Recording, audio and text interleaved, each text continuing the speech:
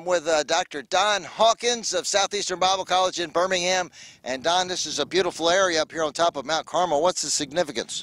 To me, Hank, this is probably one of the most significant sites of all Israel because of the fact that here God demonstrated his power.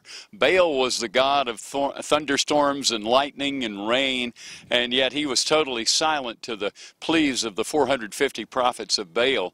But this is where, as you pointed out earlier, Elijah called on the God of heaven, Jehovah, the true God, and God sent fire from heaven that burned up the altar and the wood and the sacrifice and even licked up the water around the stones. This was the place where people were forced to say, the Lord, he is God, and where the prophets of Baal were then put to death by a word of the prophet Elijah. It's a very meaningful place and an incredibly beautiful spot because you can see so much of the land of Israel from this particular site. And so what's the lesson from the story of Mount Carmel and Elijah and the prophets of Baal as it applies to us in the 21st century? There are two lessons that come to my mind, Hank. One is we need to make that same choice the Israelites were confronted with, to serve the Lord or to serve the pagan gods of the world of the 21st century, gods of materialism, gods of fame and fortune.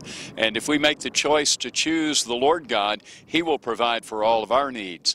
The second lesson is that this was a great place of victory for Elijah, but it was just a short time after this that Jezebel put out a contract on his life, and Elijah ran for his life, went all the way down to the southern part of Israel to Beersheba, went into the wilderness and was ready to die. He was exhausted and burned out. And I think the lesson is, after great victory, there can be temptation, there can even be times of failure, so we need to be aware of that.